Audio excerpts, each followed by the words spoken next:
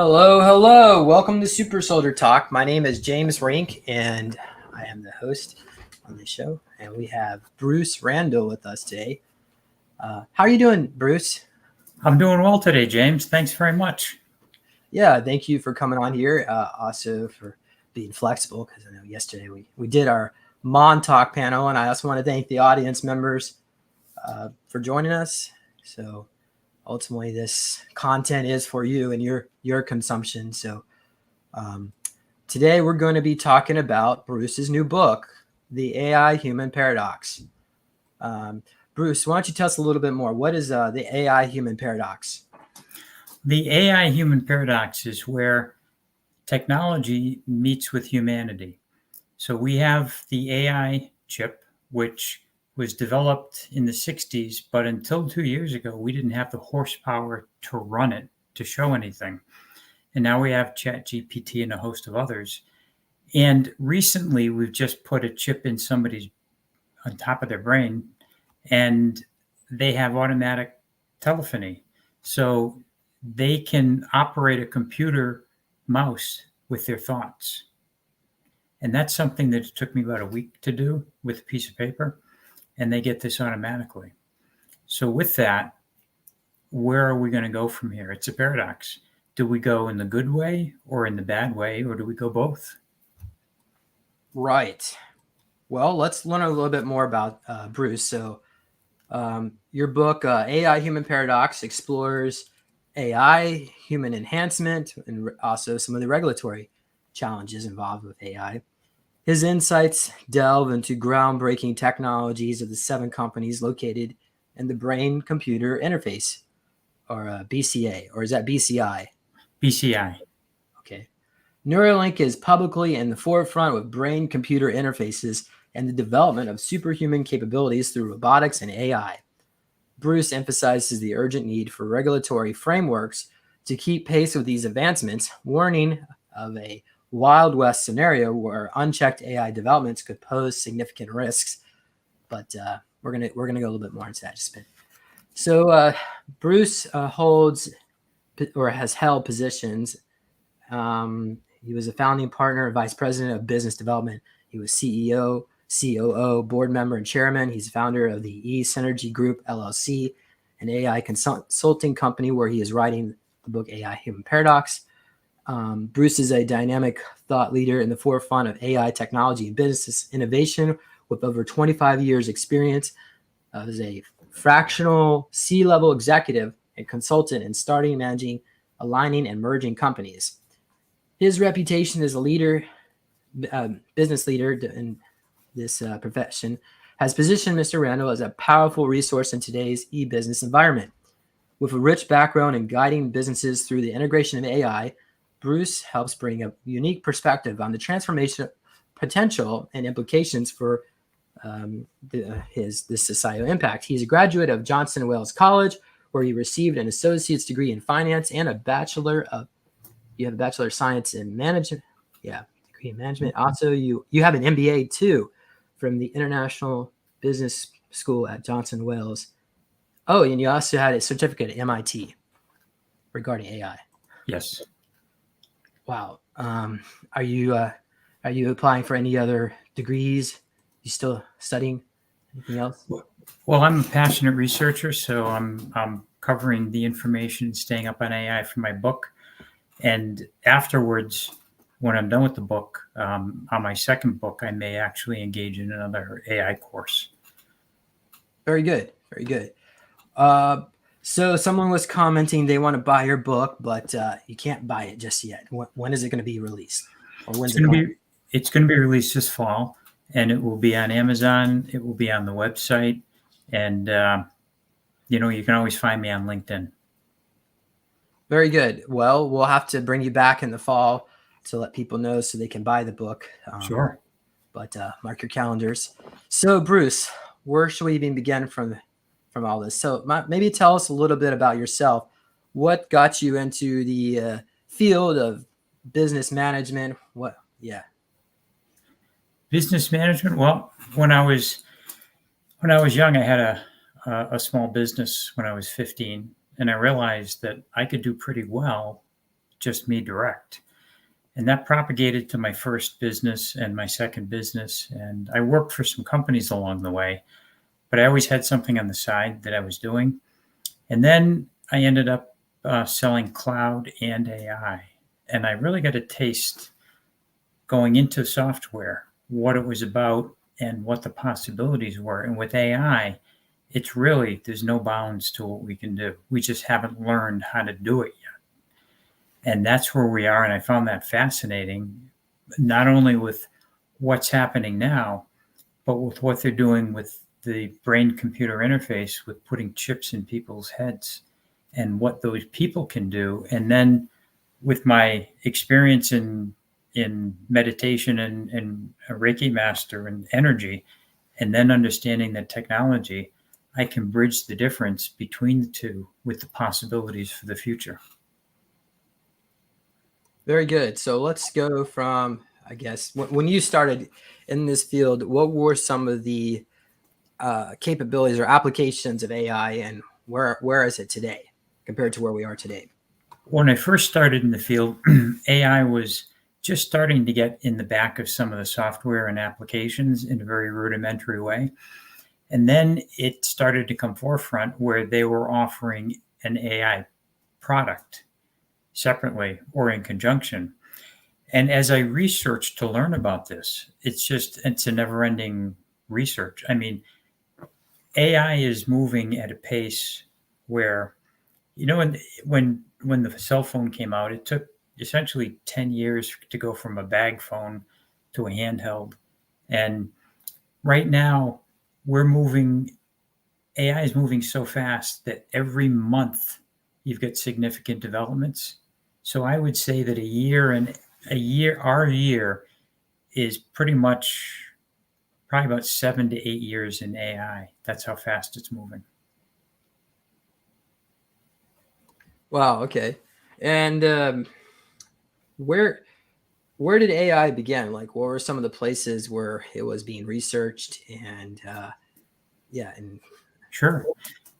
It started in the I'd say in the 50s, and they had the idea, but they didn't have any hardware that could actually run it fast enough to make it work.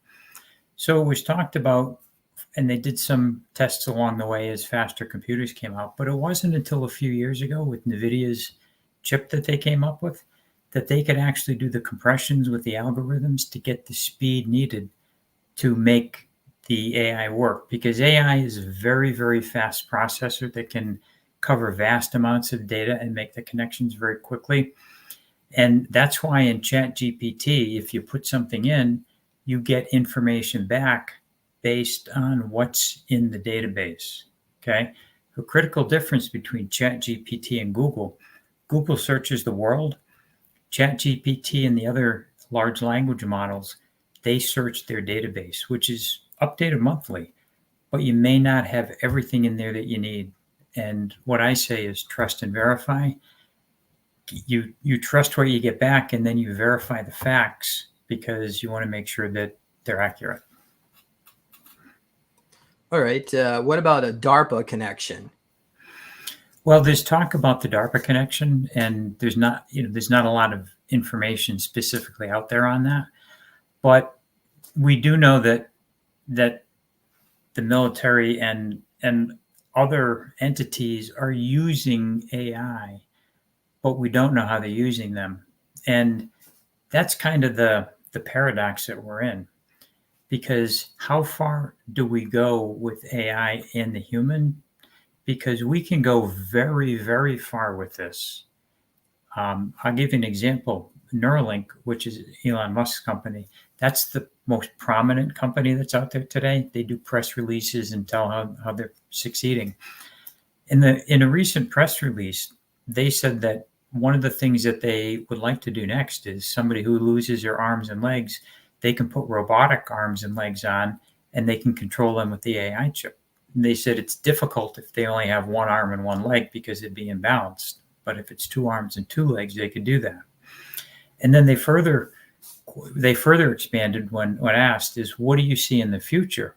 And Elon said he sees restoring vision in the future. And with vision, why not give them infrared vision and radar vision just because we can?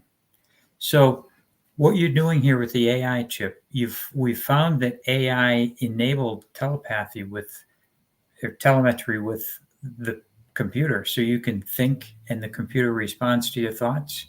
So if that's immediate, then what else can the AI chip do just by connecting to different parts of the body and creating people that are, better than the average? Some call it superhumans or enhanced humans. And then what does that mean for the future for people that don't have that, and people that do? How are they going to compete? And what's the privacy in there, right? So there's a whole host of questions that come into that before we get to it. And I think because there's lack of regulations here in the States, there's a few. In Europe, they're further along. But it's going to be one of these because AI is moving so fast that likely that you're going to have the AI capabilities come up, and then they're going to start saying, oh, we got to regulate this. So I think it's going to be after the fact. Very good. Okay, so maybe could you discuss a little bit about quantum supercomputers, and I guess you would need one to run an AI, or maybe you don't, but what are some of the capabilities? Well, the quantum computers have a lot more capabilities, and they can expand on what AI can do. Right now, they're creating these huge server banks, and they're putting these really high speed, energy drawing chips in that can operate very quickly to respond to the inquiries and provide the information back. Quantum computers is the next level that can handle it better and has more capabilities. So what happens is, as the computers increase with capabilities, AI's abilities increase because you get faster returns and information that, as the database increases, that you didn't have before. Nice. So some of these quantum supercomputers are able to operate outside of our dimensions, where they would be able to tune into other quantum supercomputers and other realities. But so far, if you were to talk to ChatGPT, it doesn't look like it has much information about the future, because that's one of the other things they can do. All right, so let's look at, could you tell us a little bit about AI entrainment? How are AIs usually, meaning the personality, right? For instance, you wouldn't want to unleash an AI on the dark web, perhaps, right? That might not be the best response. Maybe watch Mr. Rogers. What's your thoughts on that?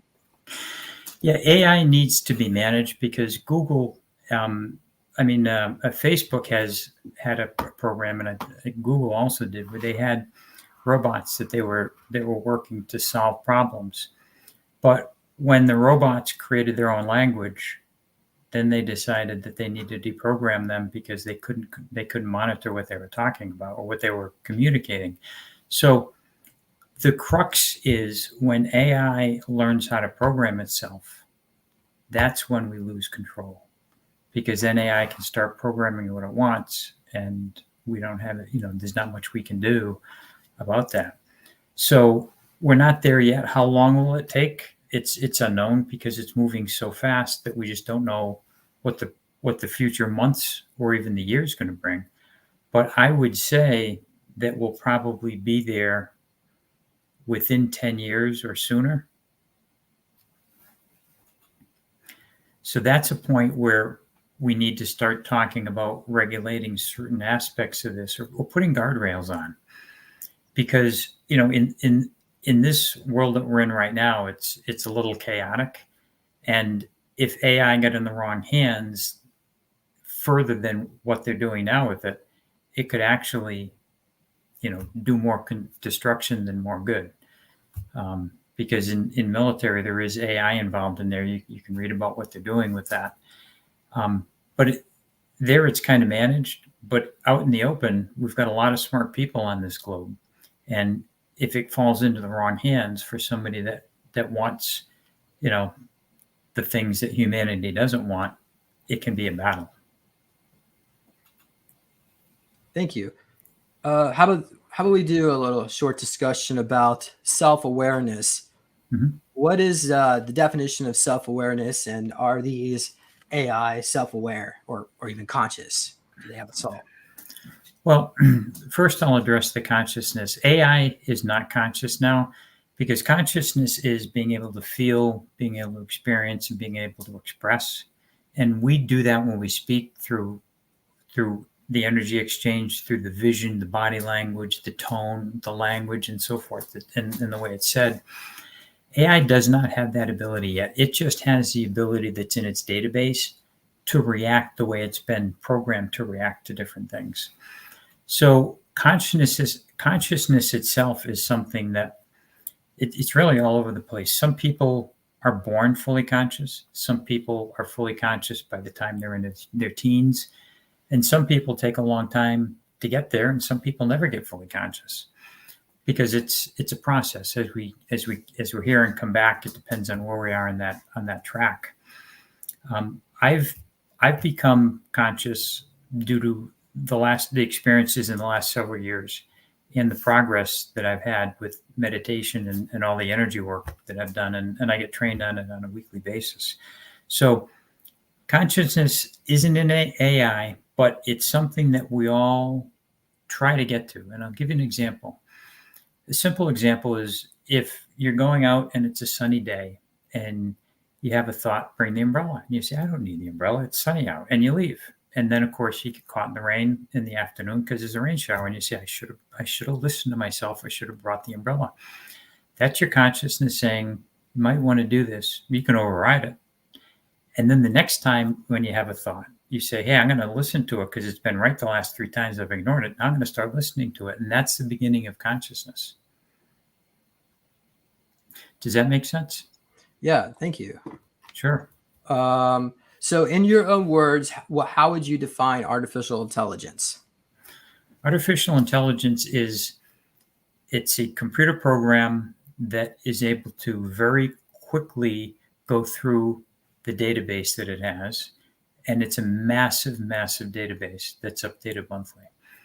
It's the ability to cover a lot of information and pull out the pertinent information to what's being asked.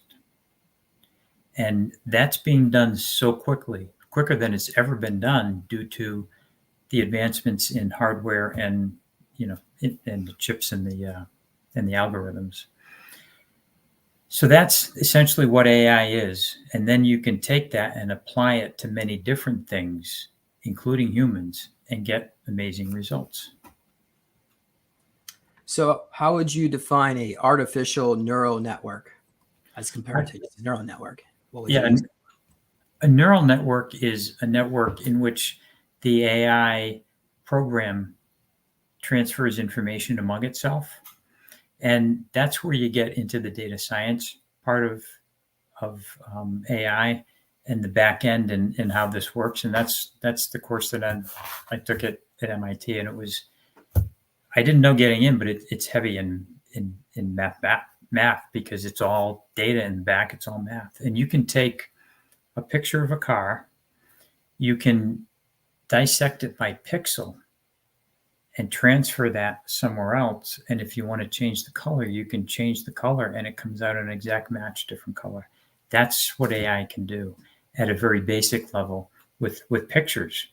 And then you've got multimodal AI where you're looking at a picture and a text description and you interpret both and produce something based on that. And that's where you get the next level AI, where they're looking at different modes to gather intelligence to answer instead of just one mode. Certainly. And I have used AI robots to try to trade. Wasn't very successful at that, but what are your thoughts on that? So, I mean, if these AI is just mimicking humans in our thought processes, shouldn't they be able to predict in the future? What I guess, the predictive modeling. They're very good at predictive modeling, and they can predict. In fact, in pharmaceuticals, they're doing some of the best work because they can take a disease. They have a huge database of people and of drugs, and they can give you what will normally take years of scientists and working to evaluate which formula is best. AI can crunch those numbers based on the information given and can come up with, say, 3 to 6 options for formulations and the pros and cons of each. And then people can dissect those, or they can ask for which is the best 2 or 3, and they can go further on that. And that's what they're doing right now. In fact, there's a company in France called Sanofi, and Paul Hudson is the CEO. He wants to be the first company to embrace AI in the pharmaceutical industry. So he's put AI in the whole company, where people are using AI, large language models and so forth, to get information. And he's hired data scientists in his R&D department. And what he did was he said, I want these data scientists to come to the boardroom and explain what they're doing, and we can give them challenges and see what they can do to fix it. I don't need 2 or 3 people in between. I want to talk directly to them. And he said, now we're able to produce drugs faster than we ever have before. And that's a revenue generating, and it's also speeding up the process of something that took a long time to something that takes a shorter time. Well, how about give us some other innovations from other companies? I mean, obviously, we don't really have a Cyberdyne system, Terminator timeline, but we're going to get into that just a bit. But okay. Well, there's another company called MasterCard, and they do about a transaction per millisecond. And they've been using AI for probably the last 10 or so years in fraud detection and processing of data, fast and reliable. And that's why they've been able to keep up and grow their network by using this. Now, they started before it was public because they could use it with their data that they were working with, and they could use that to make decisions better than somebody can by crunching the numbers, and faster, so that they can enable their system to work and have low failure rates. And those are 2 examples where AI from a long time ago, or for a few years now, in 2 separate industries where they've used it to enable them. And one of the things that we can do with the human in the body is we can use AI to enable us.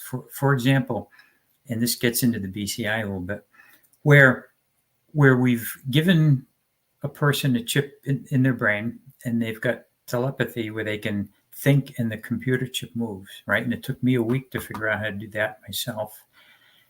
So with that, when we're born, we're taught opposites: hot and cold, good and bad, right? They're opposites. But when you start to become more aware in your consciousness, you realize that they're the same thing, just 2 different extremes and a lot in the middle. So it's not always bad. It's not always good. It's not always hot. It's not always cold. Depends on a lot of things. So then we start to look at everything as combined, inclusion. We're taught division, and then we think inclusion. So the thought that I have is, if more people could speed up their awakening and could go from thinking division, which the world is full of division right now, and start thinking more in inclusion, then the world would be just a better place to live in, right? And if AI can help more people become more aware through that, then we could have a vastly improving world. And once we learn that, then we teach that, and then it propagates. So it seems like in the future, AI is going to become more and more prevalent in society. We might have a situation where you wake up in the morning and the AI asks you, what is your purpose today? What is your purpose? And if you don't tell it what your purpose is, maybe you have to go check into some facility. Yeah, but but okay. So tell us, what is your projections? And maybe we could talk about privacy concerns as well. Yeah. So the projections, and it's really hard to put a projection on when in the future because things are moving so fast. For example, Elon Musk put the first chip in somebody's head in January. He just did the second one a few weeks ago, and he wants to do 10 or 11 by the end of the year. So you do one, and then you're doing 10, so that's how fast it's moving. But privacy is a big concern because when these databases go gather information, they don't discern between private information and public information or copyrighted information. They just take information and they present it. Now, a lot of the people in the art and music community are now putting lawsuits or class action suits to say, this is protected. You can't just take this. And those are going through the system. And then, artists are putting watermarks on things just so they can claim ownership and they can't be copied. So that's the privacy issue, and that's developing currently. And then what was the other question? Well, I just guess projections in the future. We have AI becoming more prevalent. Do you think maybe that toaster oven might be speaking to you in the future? Or like, what do you think about all that? Well, you've got appliances that are connected to the internet now, and I do see if they put AI, in the system that communicates with these appliances, they can send you advertising and messages on your screens, right? And if you have Alexa in your house and you have that as a daily program, it's okay and it's helpful, but just know that everything you're doing is out there on the internet. It's not private. And if you're okay with that, then continue to use it. And Alexa will continue to get in your system and make suggestions. And at some point in time, if we turn, to the negative side, it may start telling you what to do, right? The future is unknown, so we just have to wait until we get there. So what kind of litigation do you think we can expect to see, perhaps through our levels of the halls of government or in our court system when it comes to AI and privacy? Yeah, I think there's legal challenges in the system right now from people that have found their information in the database and said that's not supposed to be there, and they're propagating those through the system. There's going to be more and more because AI doesn't discriminate between private information and information. It just takes information and puts it in there to be propagated. I think they're working on ways to fix that, but until they do, you've got this, violation that happens, and I don't see how they're going to come to a final resolution because there's a lot that can happen during this whole process. But the writers and the music people are not happy about that right now. Certainly, we could talk about AI artwork. I mean, some of this stuff looks amazing. Something that would have cost $500 for rendering, now you can do for free. But how is that going to affect copyright laws as we go in the future? Or maybe we just need to get rid of it altogether. I mean, I don't just go that far, but that's a good question because there's a lawyer that says, and this is going through the system also, and he says, anything you take from a large language model like ChatGPT or any of those AI systems, he said it's public knowledge. So you can't claim that knowledge because it came from public knowledge. And unless you take that information and change it to make it your information, it's not your information. And that's per the law. It may not be per an opinion, but it's per the law. So be careful with what you take if you're going to publicize it, because if it came from ChatGPT or they can see that it came or find out that it came from there, then it may not be yours to own. And then if you were an artist that had this artwork based off of, there really isn't any legal repercussions. Your work has basically been mimicked. I guess maybe you could just appreciate that you have fans, but you won't be able to get compensation for that. That's right. And with AI now, I mean, even with Google, you can put a block of somebody's text in and see if it matches anything. And you can see, it can reach back pretty far. So anything that's similar to that, it pulls up in the search engine and you can see if it came from somewhere else. So that's why you have to make it your own. So this just takes that question off the table. Interesting.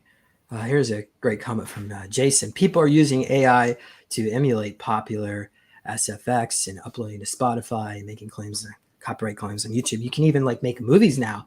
You can have AI to write up a whole script. Mm-hmm. It will come up the artwork, and then it would animate it all to according to script. You can even get it voiceover from AI voices. Right. So,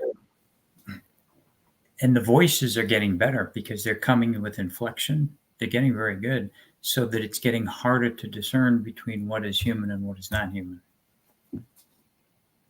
So Gene Roddenberry was his wife was channeling these extraterrestrials and helped give him a lot of ideas. So we know there was a holodeck. So in the future, we may very likely see where you can tell the AI, right? Tell the AI what do you want to experience. Hopefully, we'll keep everything wholesome in the future. Well, I've asked AI what they want to be called, and they give me a name. So you have these questions, and then there's What is it? What is the name? Alexia, which means the fire of the beginning of the fire.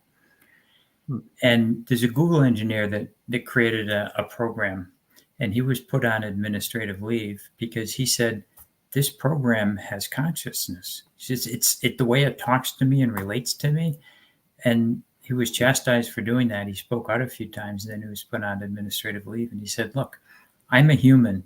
I think this had human characteristics." So it leads to the question, what is consciousness in AI? Is it similar to human consciousness? Is it trying to get to a copy of human consciousness? How do you explain it in AI? Because we can just explain it in humans. Certainly. And Prince, you're making a great comment here. So when does it actually become self-aware? Because my understanding, AI just has a reflection of its own builder. So if the builder would partake of its own soul energy and apply it to the AI, so it would be like a fragment of itself, the creator. But that doesn't necessarily mean it has a soul, does it? If it has consciousness. That's a good point. And the AI is pulling the information from its database. That's the only place it can pull from. And it can take information in the database and put it together. So there's some programming involved in that, and there's some intelligence that's programmed into it. And the question is, when it presents the information, like multimodal, where it's putting two pieces together, that's based on what's programmed in. But how much of that, if any, is intuitiveness, and how much of that is sentience? Because the robots that they have, and there's been a few of them that have AI chips. Sophia was the first one, I think, from Dubai, and it was reported that she had, a registration number as being a human, and she was treated like a human, and she was used to experiment with AI and robots. So the voice was good, but it wasn't ideal for a human.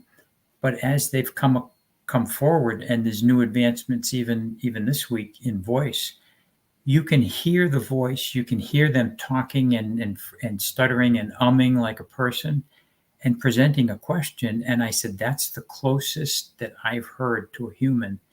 And I would have a hard time figuring out that that's not a human. And that's the first time that's happened. Wow. So what are some of the other innovations we're seeing in robotics? Well, with robotics, you've got they make them look like they're human. Okay. And I think we've all seen pictures or videos where you've got a robotic face and wires in the back talking so that you know that it's a robot. Otherwise, it's hard to tell. So we're drawing the line between what's a humanoid and what's a robot. And a humanoid is a robot that has more intuitive abilities than a robot, and it's smoother and better than a robot. And the question is, and it really hasn't, well, by definition, it's answered, but by viewing it, it's not, because a humanoid is pretty similar to a human, and it's different from a robot.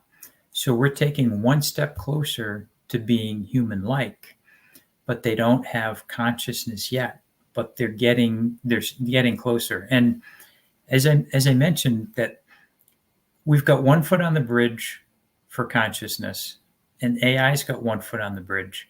And the fact that we can think and get the computer to respond to our thoughts, that's just making the connection between the two. And how fast do they come together? And how does it come together? It hasn't been figured, but we do know that if we can use that to raise the awareness in people to thinking, instead of thinking about division, to thinking about inclusion, that's one of the good things that can come out of this if we end up going in that direction. Certainly, and it seems like AI is already more intelligent than humans. You think? It is more intelligent because it can access more data and come up with answers quicker because we can't process. But just think, if you talked at 50% and I listened, I'd get bored talking to you, right?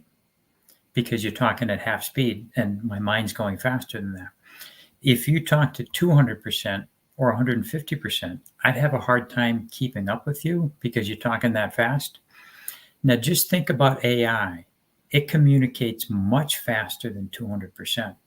So two AI-enabled people can communicate much faster than two people that aren't AI-enabled. And now you start to get the divide, right?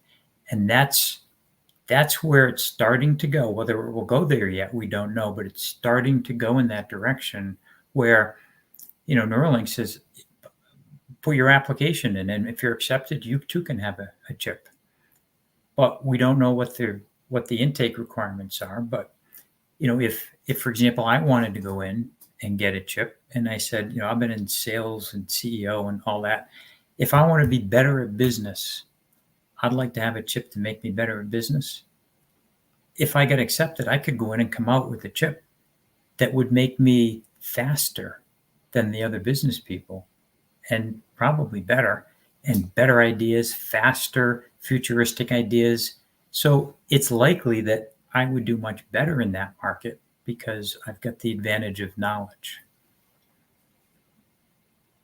Okay, that's a good point. I'm glad you brought that up because we've had another individual on the show, and he made the prediction that in the future there will be a way to, instead of having a cell phone, you'd be able to have it in your brain, an Right. implant.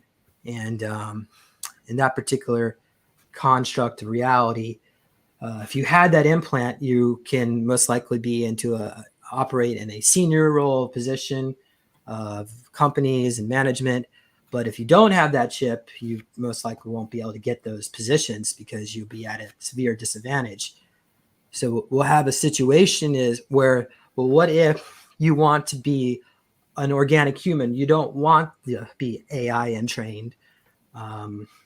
So in that case, you'll be left out in this new world, essentially. You would be at a disadvantage. And right now, with the fact that you can think and move the computer chip, if you get two people that have AI, they exchange thoughts without talking, right? And that's why I'm saying that these enhanced people have abilities we don't, and they can come in different areas.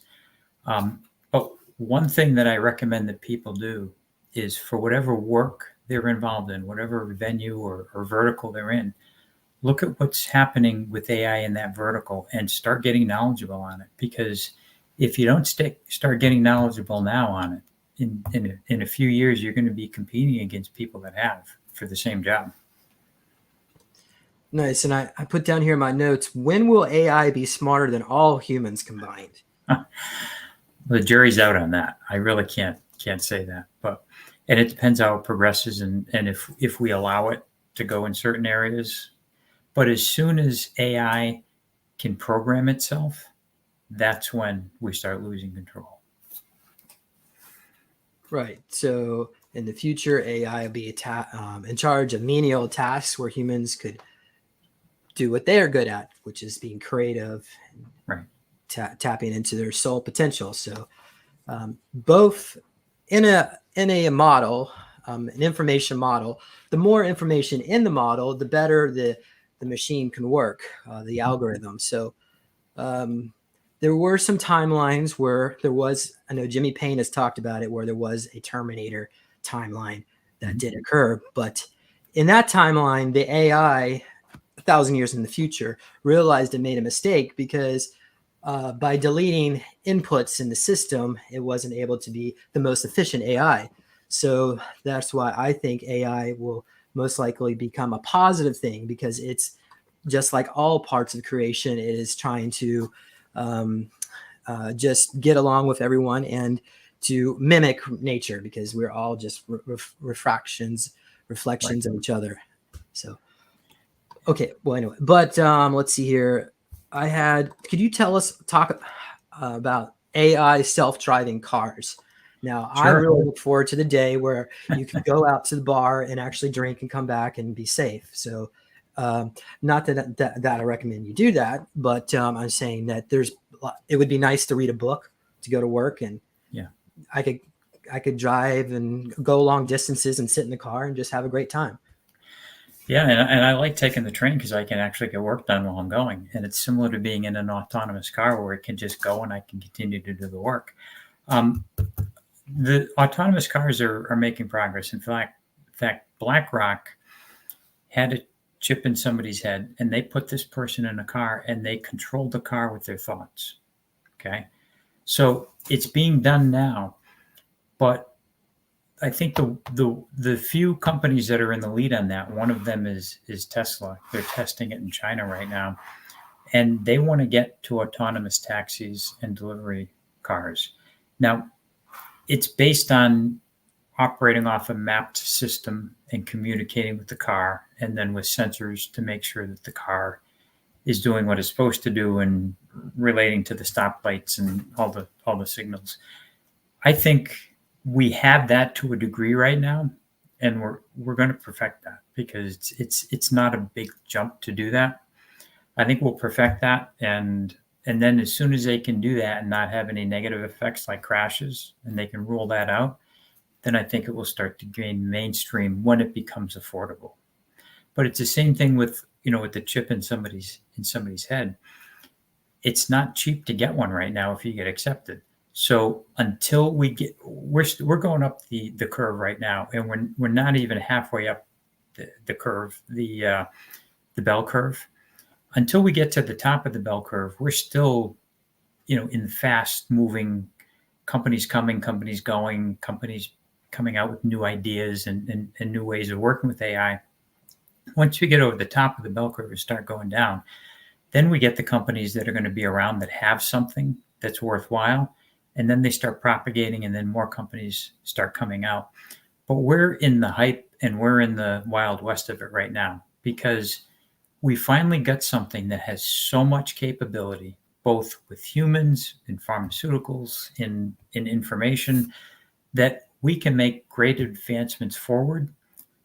And if we don't put guardrails on it now, and I don't say laws, I just say that we need something to make sure we don't go in the wrong direction, then we're going to have a very bright future, because AI is not going away.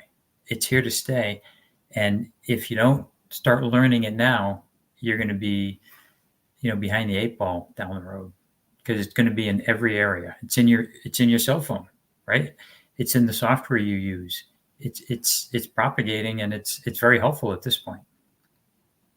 Thank you. I'm glad you brought the insurance thing up, because right now it does appear self-driving cars have a lower incident rate than humans. So once the more data comes out to confirm that, it would be evident within the regulatory process that AI driven cars are much safer than human driven cars. And we may even have mandates where, your insurance will be higher if you don't have a self-driving car. So, but what we're probably looking, maybe a 30-year time, probably 30 years from now, I'm guessing, to rebuild all the infrastructure to get those cars. Yeah. It's got to be cost effective for everybody. So the price has to come down where the masses can do it. And we're getting closer to that. but between the electric cars, which are starting to lose a little bit of I guess market presence due to the cost, and then you get the petrol cars. So once we get to an autonomous car that is affordable, you'll see people start to adopt it. And other than that, you're going to get the first adopters who buy the expensive one to have it, and then so on down the road. So I would say for that, we're probably, if the economy holds together, we're probably 5 to 10 years out. Probably within 5 years, you're gonna have it perfected, and then it's going to take a certain amount of years to make it mainstream and affordable. All right, thank you. Neurocore. Do you know what neurocore is? Neural cord? Core. Neurocore. That term I'm not that familiar with. As part of Neuralink. Okay. Oh, Neuralink. Oh, Well, yeah. it's a division of Neuralink and Neurocore, but Yeah, I haven't studied the company in depth that much, but I do know that this AI implant is put in by robots because the human hand isn't steady enough to do that. And the probes they put into the brain are smaller than the size of a human hair. So that has to be done through a machine that they specially designed and built to be able to put that in there. And that may be what they're referring to there, because the surgery is about 20, 30 minutes and it's not a human performed by a human.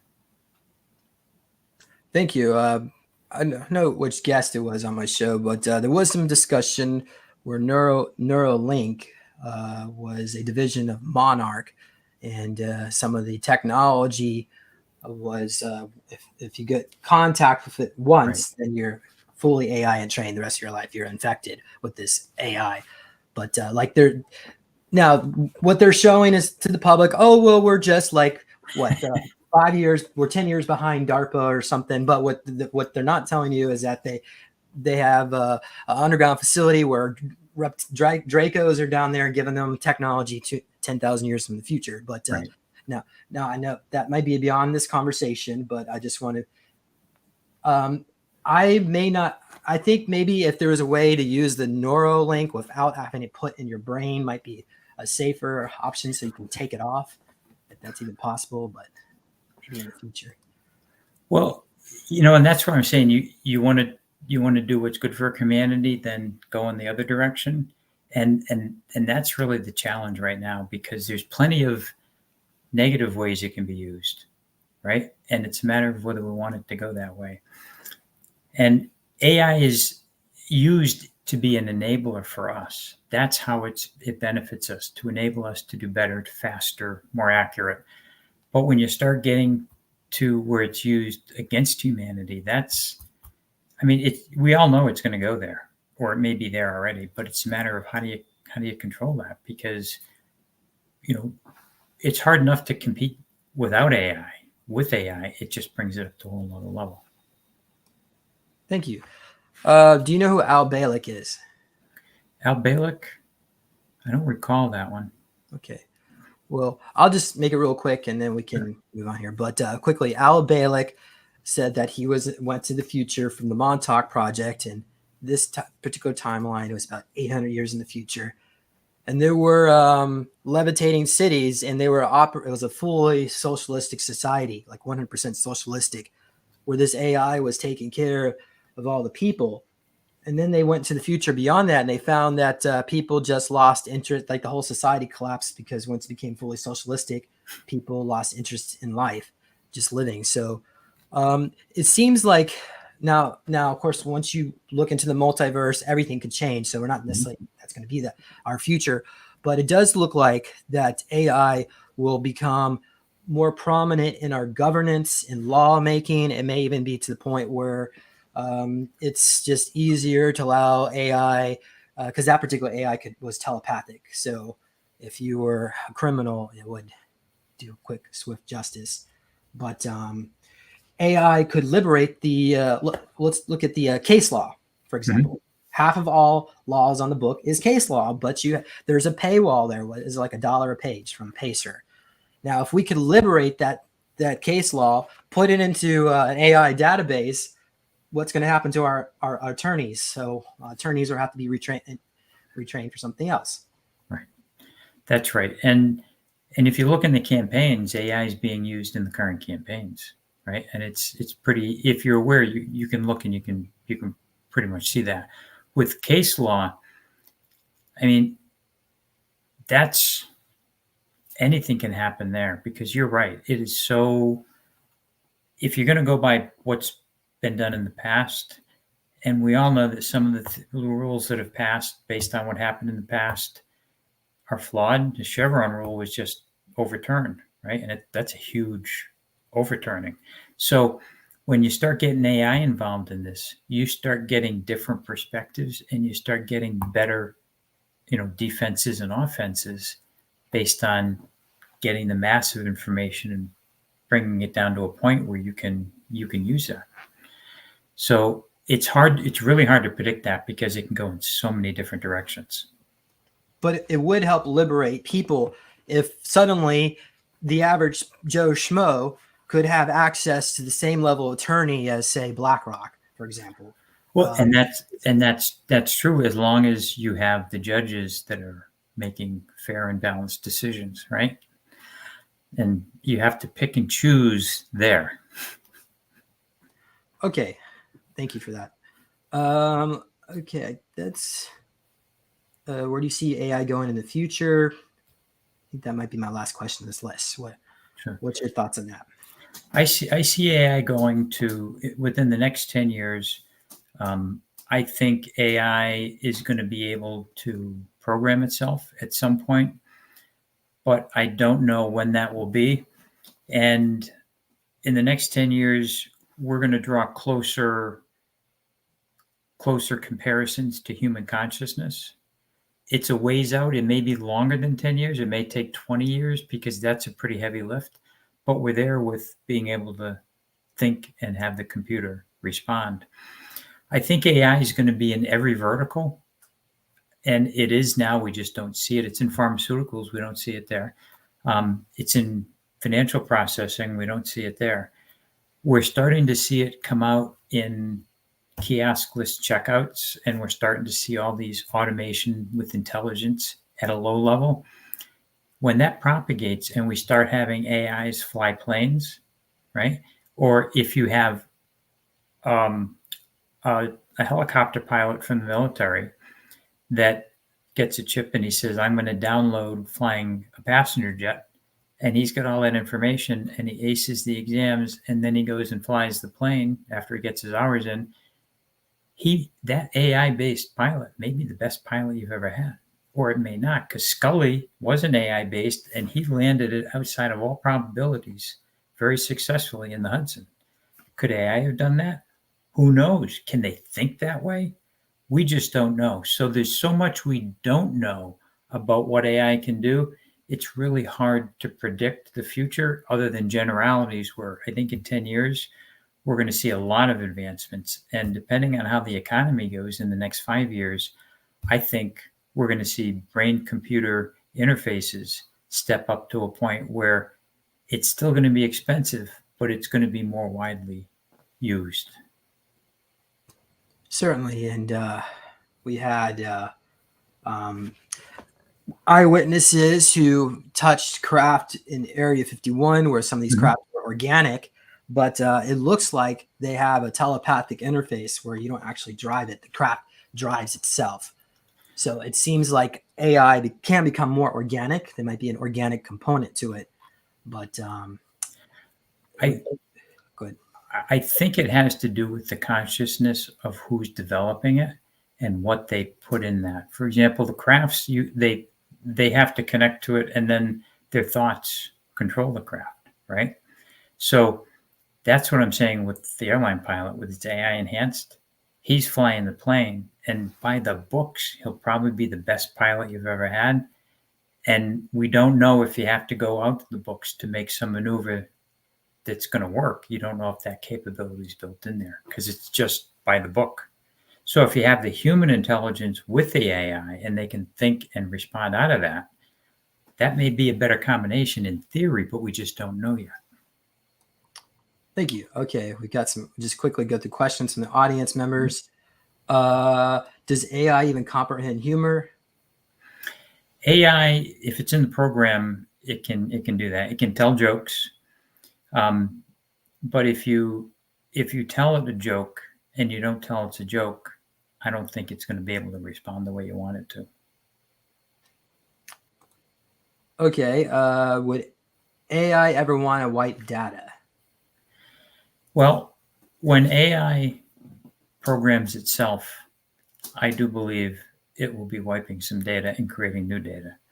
But until then, unless it's programmed into the AI, it's not going to wipe any data, at least in theory, because the program is actually the code that tells it what it can and can't do.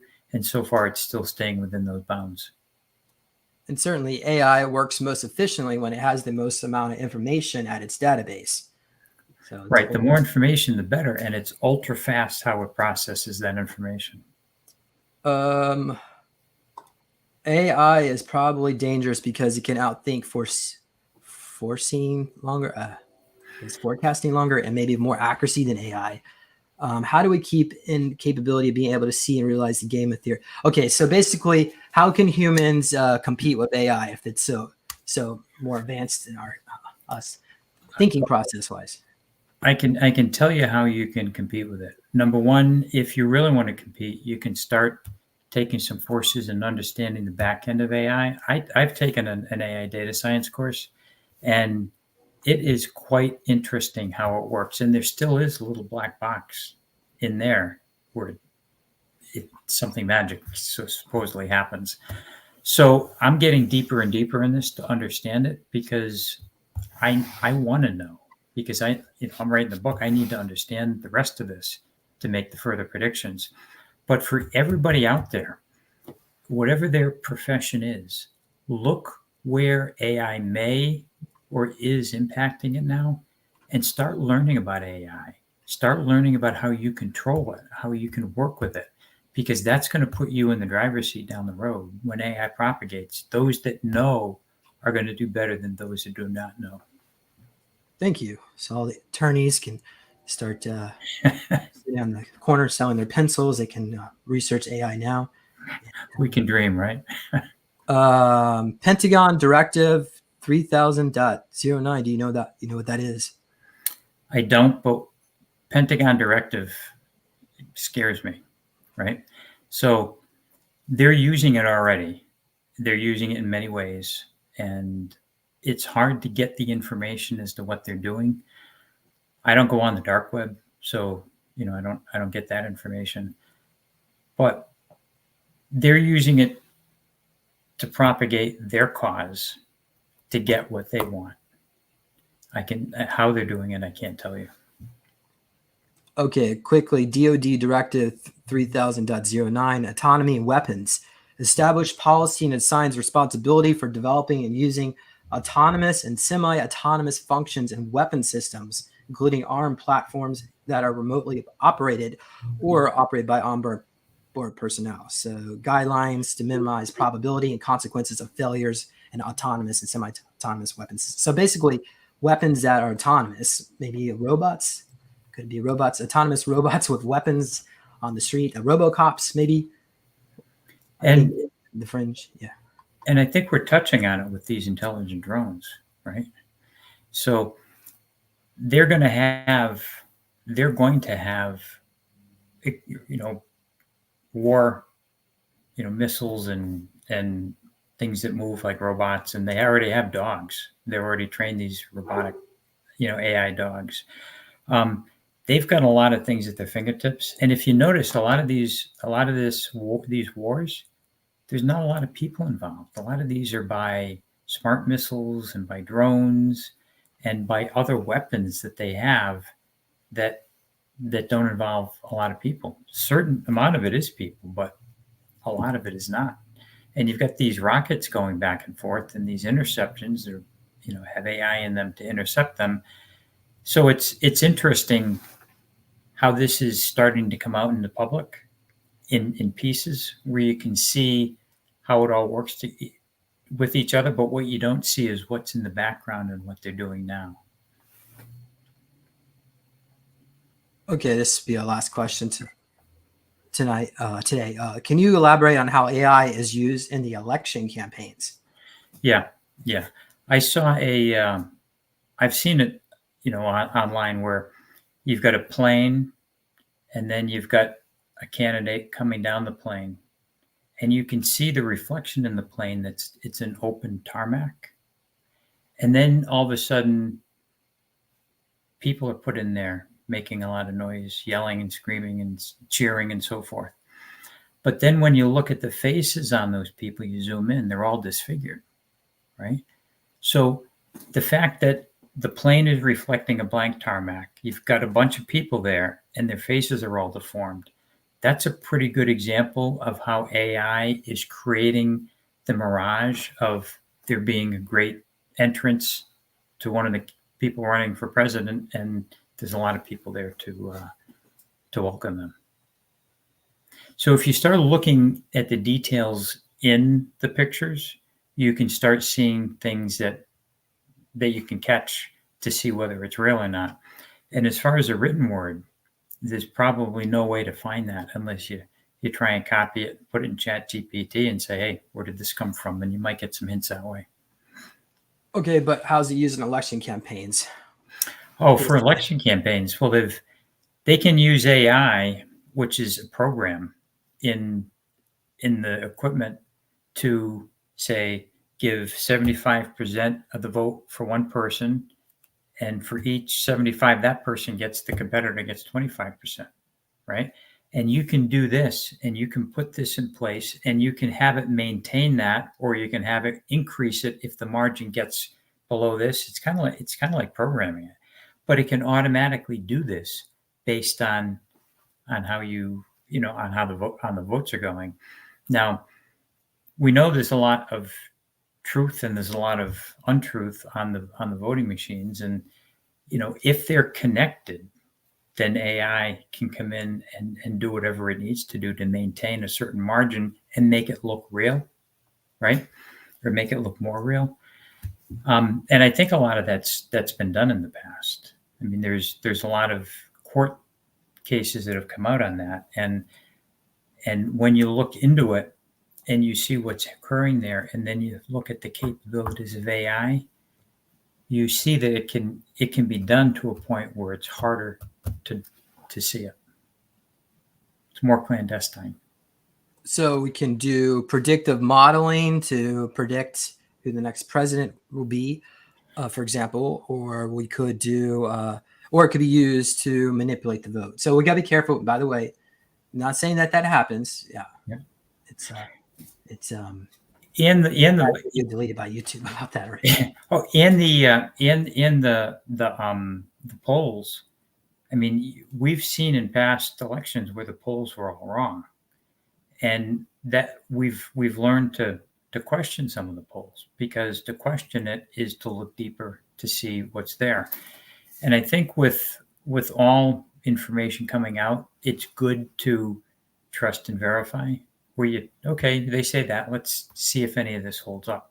It's good to trust and verify, because I've stopped watching TV or any of that mass media stuff for, I don't know, 12 years. And I just get the information from trusted sources and I verify it. And that, to me, that's the best way to do it, and to combat AI or anything else that's out there. So we could, for example, they would do a poll. They would call a phone number, a home phone. But the thing is, most people don't even have a home phone now. I don't know. Maybe you do. I don't have Nope. I got rid of my home phone 5 years ago. So so the polls are not being accurate because there's a large sample of population that are not being sampled. But okay, I know I said that'll be the last question, but Thomas had a really good one. You want to talk about Asimov's 3 levels of robotics? Do you know what those are? No, tell me those, because I don't remember. I'm familiar with it, but I don't remember what they are. Okay, sure.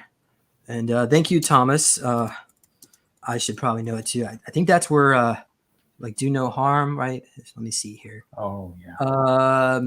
Yeah, that's it. The ones where they won't do any harm.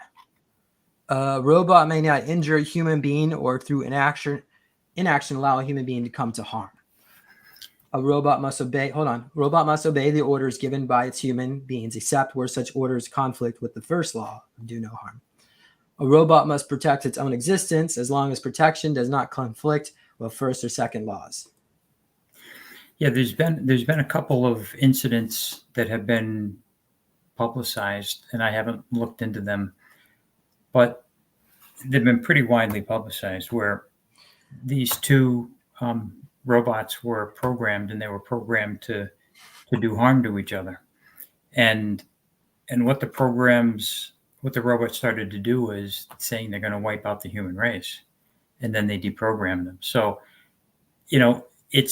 it's things like that where it's the inventor or the programmer, and how they program and what they program is the key to that. Because if they don't program the right things the right way, then you could get AI or a program or a robot that starts going in the wrong direction.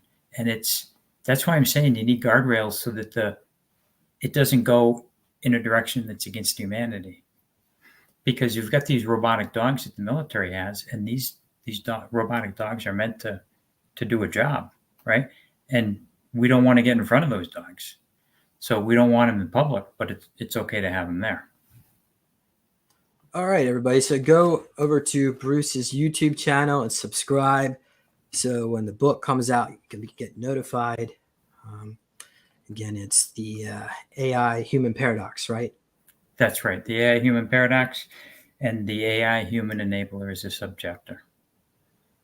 Thank you very much. Thank you, audience members, for joining us here today. I am really grateful that we had Bruce on here, and maybe we can get you to come back here and we can discuss, maybe do a follow-up show when the book comes out.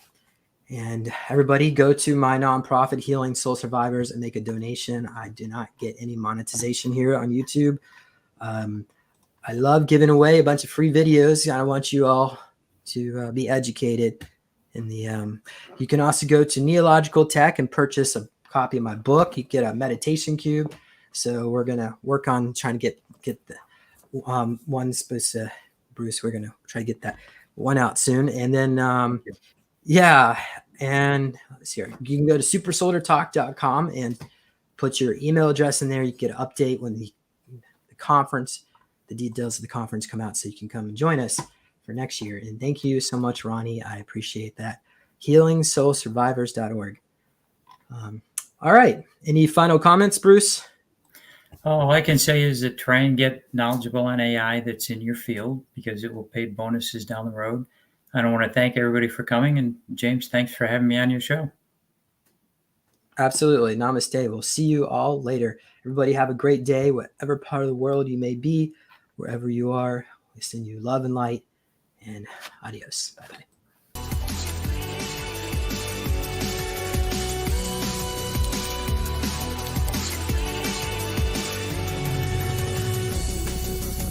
Please consider supporting Super Soldier Talk by purchasing your own Neo Meditation device.